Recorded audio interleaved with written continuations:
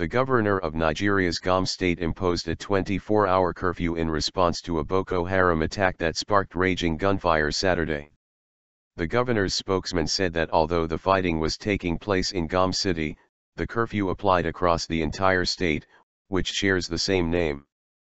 He said residents were to remain indoors until further notice, as security forces tried to track down the gunmen and restore order.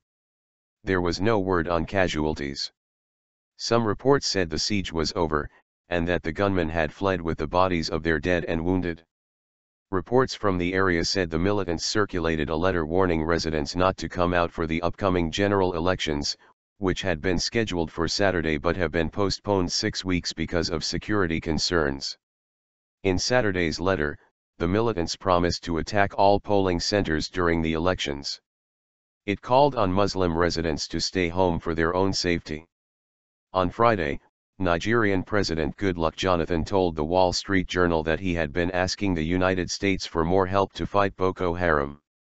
Jonathan told the newspaper that the militants were receiving training and funds from Islamic State, the jihadist group operating in Iraq and Syria.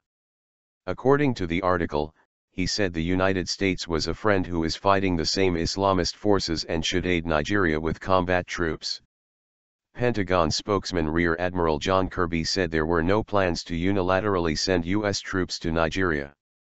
However, he said, discussion is beginning on formation of a multinational task force that the international community is working with certain African nations to establish. Chad attack. On Friday, Boko Haram, for the first time carried out an attack in Chad, part of a widening insurgency that has now drawn in 4 countries.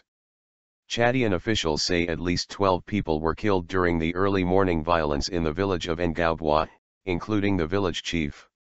Officials say the militants crossed Lake Chad in 4 motorized boats early in the morning.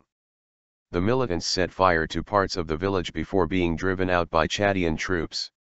Officials say the army could not follow the attackers because it lacks motorized boats, but that Chadian helicopters launched strikes over the lake, destroying the boats of the retreating militants. The governor of Chad's Lake region, Bayana Kosingar, said those killed in the fighting included 2 soldiers, 5 civilians, and 5 militants. Ngaubwa is already home to more than 2,000 refugees who had fled Boko Haram violence in Nigeria. The head of the refugee camp in Ngaubwa, Idris Peeve, says none of the refugees was harmed in Friday's attack.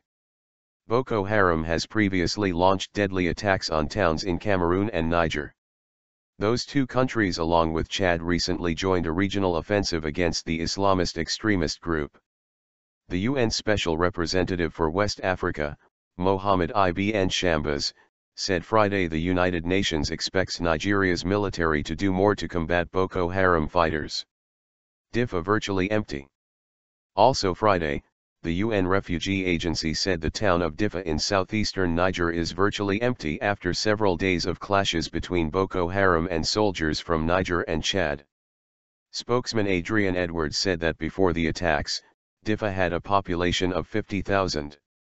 The agency said violence in northeastern Nigeria has now caused more than 157,000 people to flee to neighboring countries and displaced almost 1 million inside Nigeria. Nigeria, Niger, Chad, Cameroon, and Benin recently agreed to create a regional force of 8,700 troops to fight Boko Haram. The extremists have killed thousands of people since launching their insurgency in 2009 and control dozens of towns in northeastern Nigeria.